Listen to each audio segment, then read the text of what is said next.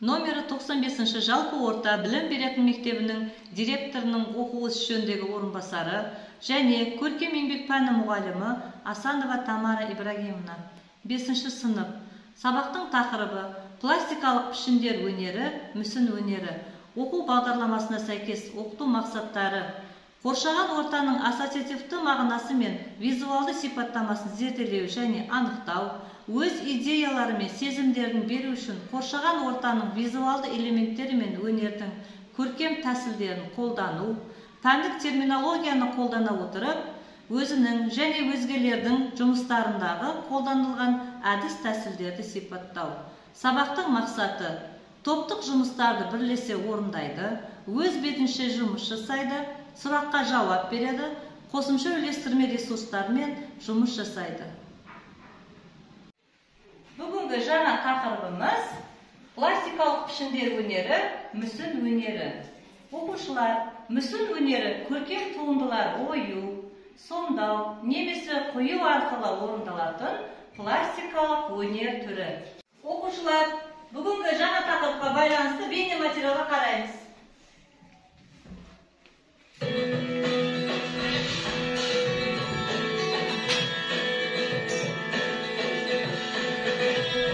Мүсіндері бейнелеу өнерінің бір түрі. Оның ерекшелігі көп жағдайда жасау техникасы мен пайдаланатын материалдарына байланысты болып келеді. Елімізде өнердің осы түрі кең қанат жаюда. Бұл жерде мүсін мамандығы өте күрделі мамандықтардың бірі болғандықтан бұл жерге еріндері келе бермейді. Бұл жерде әртүрлі тастан, ағаштан, жаңағы саз балшықтан жасалған. Бұл жерде ағашты алдын ала қарама жерде келтіріп, содан ары қарай жұмыс істеуге болатындай ары қарай жалғастырамыз.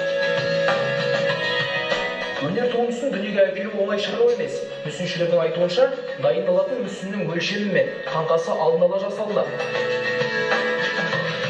Арнайы мамандар жұмысының басым бөлігіне саз балшық, гипс және ағашты қолданады.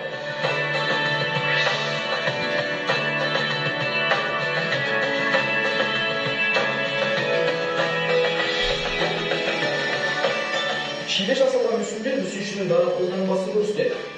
Сурет пен мүсіндегі әлеміндегі әр өнер туындысы өзіндік қырымен ерекшеленеді.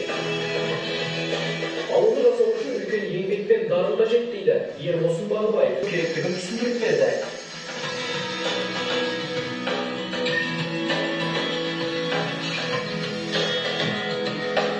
Адам дайын болып жасаған темірге пластилин жабысып қимылды тауып алды. Енді бана жасалған олжаспақ тақырыптағы неге композицияға оны орналастырамыз. Екі адамның бірін тартысуы, бәрінің қимылдап тұрғаны олжаспақ бейне көрінісі. Міне, мүсіндер өнерінің алғашқы сатылары осындай. Мүсіншілер әртүрлі материалдар істейді. Иілімді, жұмсақ саз, еркек саз, балауыз, фарфор, қатты. Бұл әртүрлі ағаш және тас түрлері, яғни гипс, керамика, шыны, металл, қола материалдармен жұмыс жасалынады. Әр материалдың өзіндік ерекшеліктері бар. Енді мүсін жасауға арналған техникалық атаулармен таныстырып өтейік. Сомдау, жұмсақ немесе ылғалды материалды қалыптастыру, қосу, жабыстыру негізінде қалыпқа келтіру әдісі. Қашау, тас үйіндісі немесе ағаштан артығын қашап алу, қажетті пішінге келтіру. Құйма, металдан мүсін жасау үшін қола, шойын, алюминий, гипсті қолданады. Оларды алдын ала дайындаған пішінге сұйық күйінде құю арқылы жасалады. Жаңа тақырыпты түсінгендерін білу үшін оқушылар сұрақ жауап жасаймыз. Бірінші топ, екінші топқа сұрақ қояды, екінші топ жауап береді. Осылай екі сұрақтан қоямыз. Кәні бірінші топ сұрақ қоямыз, екінші топқа. Кәні Балғынбек.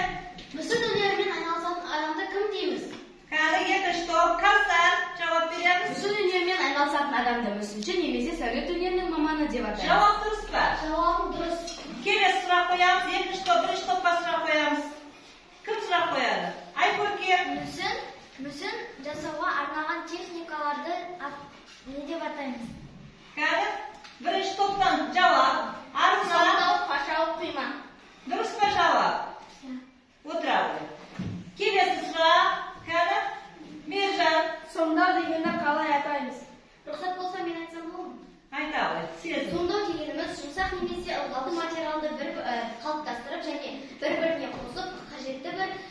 қалыpқа келтіру әдісін сомдау деп атаймыз. Javob durust mu? Иә.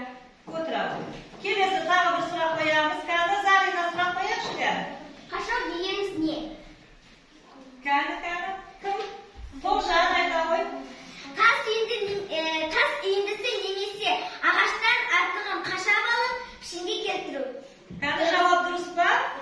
Jaraysinlar. O'quvchilar, bugungi taqdimotga байланысты balapandi musundimiz.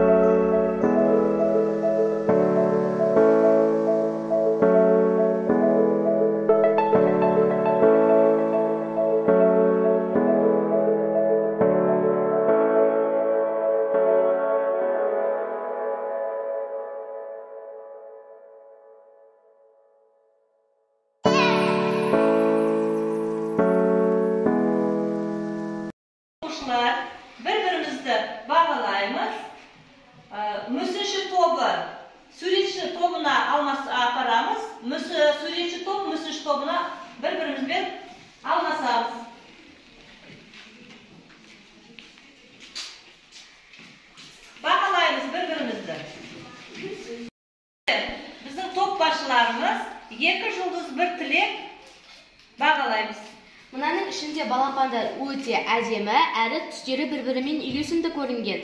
Бірақ кейбір балапандардың көздері үлкен, немесе тек қарамен жасалған. Оларды тек қарамен емес, ақты қойып, кейін қарамен жасау қажет. Тамаша. Ал мына балапандардың барлығы өте әдемі. Олардың барлығының басында айдары бар. Бұл жерде бірақ түстері араласып кеткен және тұмсықтары өте үлкен. Жақсы. Оқушылар, бүгінгі жаңа тақырыпты түсінгендерін көріп тұрмын. Міне жұмыстарың өте керемет. Бүгін екі топты тек қана достық жеңді.